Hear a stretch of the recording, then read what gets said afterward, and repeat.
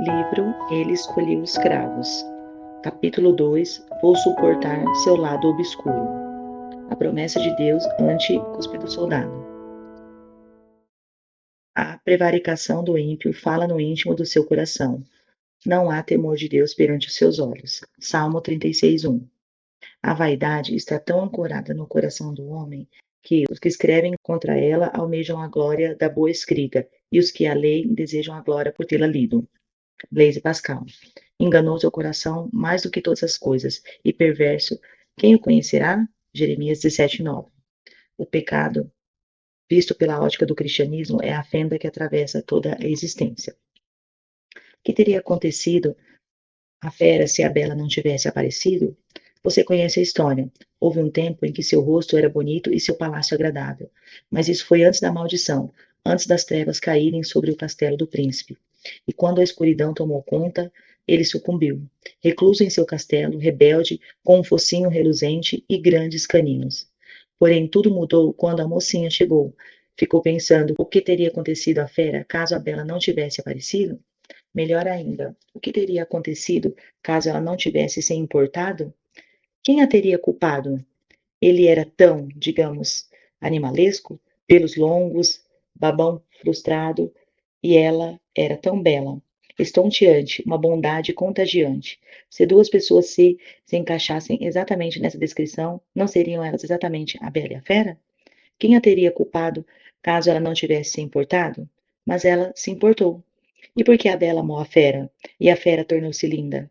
A história é familiar, não apenas por tratar-se de um conto de fadas. É familiar porque nos faz lembrar de nós mesmos. Há uma fera dentro de cada um de nós. Mas não foi sempre assim. Houve um tempo em que a face da humanidade era bela e o palácio agradável. Mas isso foi antes da maldição, antes das trevas caírem sobre o jardim de Adão. E desde a maldição, temos sido diferentes, animalescos, feios, rebeldes, ferozes.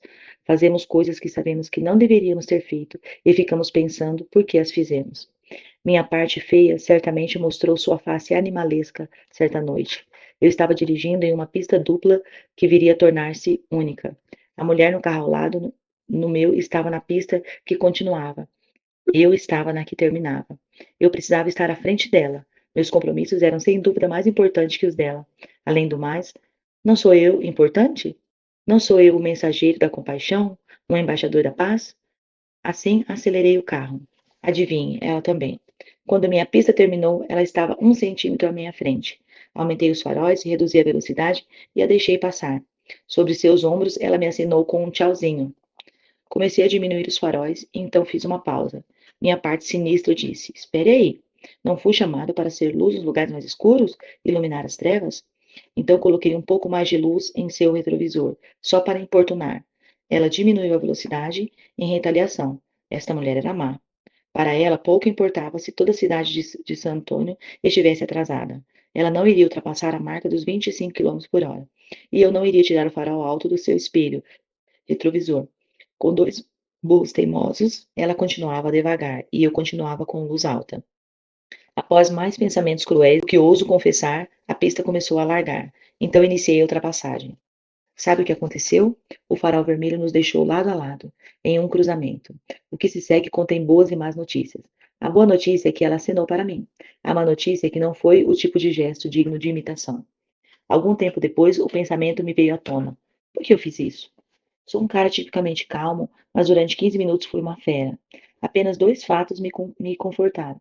Primeiro, não tenho adesivo evangélico em meu carro. E segundo, o apóstolo Paulo passou por lutas similares. Porque o que faço não aprovo, pois o que quero, isso não faço. Mas o que aborreço, isso faço. Romanos 7,15. Você já se sentiu nessa situação? Em caso afirmativo, temos algo em comum. Paulo não é a única pessoa na Bíblia que travou uma luta com o lado animalesco interior. É raro encontrar uma página nas Escrituras em que um animal não mostre seus dentes. O rei Saul perseguiu o jovem Davi com sua lança. Siquém violentou Diná. Os irmãos de Diná, os filhos de Jacó, mataram Siquém e seus amigos. Ló negociou com Sodoma, depois saiu de lá. Herodes matou os primogênitos em Belém. Outros Herodes assassinou o primo de Jesus. Se a Bíblia é chamada de bom livro, não é pelos seus personagens. O sangue corre livremente através das histórias, como a tinta através das penas que as escrevem. Mas o lado mal da fera nunca esteve tão aflorado como no dia da morte de Cristo. A princípio, os discípulos ficaram anestesiados, depois rapidamente fugiram. Herodes queria um show, Pilatos queria livrar-se do problema. E os soldados? Eles queriam sangue. Então açoitaram a Jesus. O chicote legendário consistia em tiras de couro com bolas de ferro em suas pontas. Seu objetivo era singular: bater no acusado progressivamente, até quase matá-lo. Então parar. 39 chicotadas eram permitidas, mas raramente necessárias. Um centurião monitorava o estado do prisioneiro. Sem dúvida, Jesus estava próximo à morte, quando suas mãos foram desamarradas e ele caiu no chão. Chicotear foi a primeira ação dos soldados. A crucificação foi a terceira. Eu não pulei a segunda, já vou chegar lá. Embora suas costas estivessem machucadas pelas chicotadas, os soldados colocaram a cruz sobre os ombros de Jesus e o fizeram carregá-la até o monte da crucificação, onde o executaram. Não culpamos os soldados por esses dois atos. Afinal, eles estavam apenas seguindo ordens. Mas difícil é compreender o que fizeram neste interim. Eis aqui a descrição de Mateus. Então soltou-lhes Barrabás e, tendo mandado açoitar a Jesus, entregou-o para ser crucificado.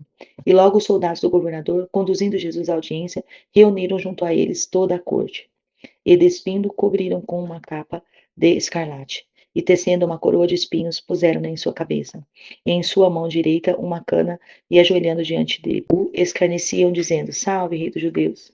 E cuspindo nele, tiraram-lhe a cana e batiam-lhe com ele na cabeça. E depois de o haverem escarnecido, tiraram-lhe a capa, vestiram-lhe as suas vestes e o levaram para ser crucificado.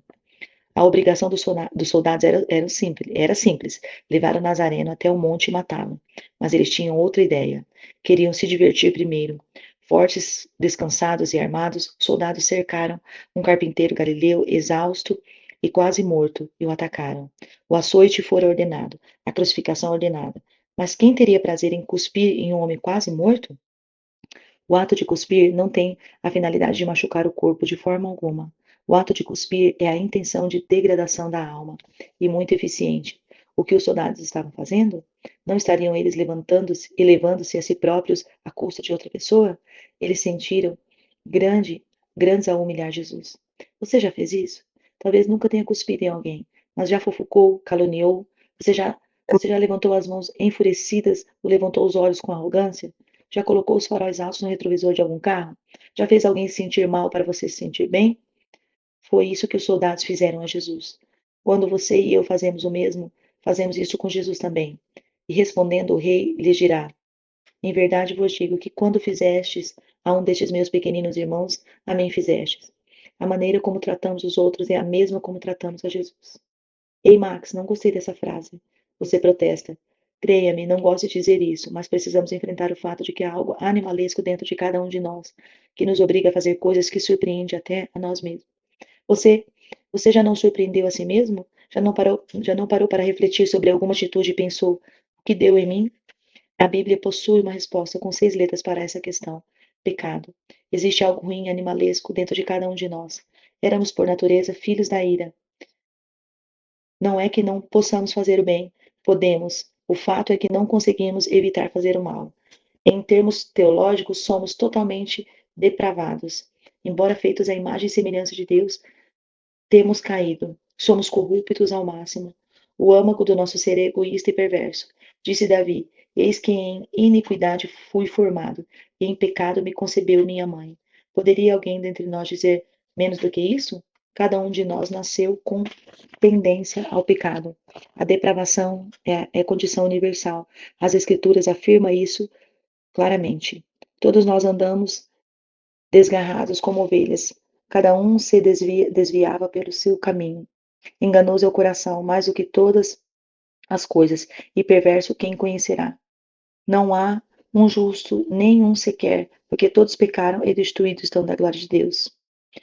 Há quem possa discordar com tais palavras fortes. Eles olham ao redor e dizem: comparando aos outros, sou uma pessoa decente. Note que um porco pode dizer algo similar. Ele pode comparar-se com seus companheiros e dizer: Estou tão limpo quanto os outros. No entanto, quando comparado aos humanos, o porco precisa de ajuda. Comparado a Deus, nós humanos temos a mesma necessidade. O padrão de santidade não pode ser encontrado entre os porcos, coxos da terra, mas o trono celestial, o próprio Deus, é o padrão. Somos as feras. O ensaísta francês Michel de Montaigne disse: não há homem tão bom que ao submeter todos os seus pensamentos e atitudes às leis, não mereça ser enforcado 10 vezes em sua vida. Nossas atitudes são feias, nossas ações são escabrosas. Não fazemos o que queremos, não gostamos do que fazemos. E o pior, sim, algo pior, não conseguimos mudar. Tentamos, como tentamos. Pode o etíope mudar sua pele ou o leopardo suas manchas? Nesse caso, também vós podereis fazer o bem, sendo ensinado a fazer o mal? O apóstolo concordou com o profeta, porquanto a inclinação da carne é inimizade contra Deus, pois não é sujeita à lei de Deus. Normalmente não. Romanos 8:7. Ainda concorda? Ainda acha que minha avaliação é muito dura? Em caso afirmativo, aceite esse desafio. Durante as próximas 24 horas, viva uma vida sem pecado. Não estou pedindo uma década ou ano perfeito, nem mesmo um mês, apenas um dia perfeito. Você consegue? Você consegue viver sem pecar durante um dia? Não. E uma hora? Você poderia prometer que nos próximos 60 minutos terá apenas pensamentos e atitudes santas? Ainda hesitante? E quanto aos próximos 5 minutos? 5 minutos sem preocupações, raiva e vida sem egoísmo. Você consegue? Não, nem eu. Então temos um problema. Somos pecadores. E o salário do pecado é a morte. Temos um problema. Não somos santos. E a Bíblia nos adverte a seguir a paz com todos e a santificação, sem a qual ninguém verá o Senhor. Hebreus 12:14. Temos um problema. Somos maus. E a obra do justo conduz à vida, e as produções do ímpio ao pecado. O que podemos fazer? Permita que o cuspe do soldado simbolize a sujeira em seus corações. Então, observe o que Jesus faz com essa sujeira. Ele a carregou até a cruz. Através do profeta, ele disse: não escondo a face dos que me afrontam e me cospem. Isaías 56. Misturada ao seu sangue e suor estava a essência do nosso pecado. Deus poderia ter julgado de outra forma. No plano de Deus se foi oferecido vinagre para sua garganta. Por que não uma toalha para o seu rosto? Simão carregou a cruz para Jesus, mas não limpou o seu suor. Os anjos estavam presentes. Eles não poderiam ter desviado o cuspe? Sim, mas Jesus nunca ordenou que eles o fizessem. Por algum motivo, aquele que escolheu os cravos escolheu também a saliva, junto com a lança e a esponja. Ele suportou a cuspidela do homem. Por quê? Seria por ter ele visto o lado bonito da fera? Mas a correlação com a bela e a fera termina. Na fábula, a bela beija a fera. Na Bíblia, a bela faz muito mais. Ela se torna fera para que a fera possa transformar-se em bela. Jesus muda de lugar conosco. Nós, assim como Adão, estávamos sob a maldição, mas Cristo nos resgatou da maldição da lei, fazendo-se maldição por nós. E se a bela não tivesse vindo? E se ela não tivesse se importado? Então teríamos continuado como feras. Mas a bela veio e ela se importou. Aquele que é sem pecado tomou forma de pecado, para que nós, pecadores, pudéssemos nos tornar santos.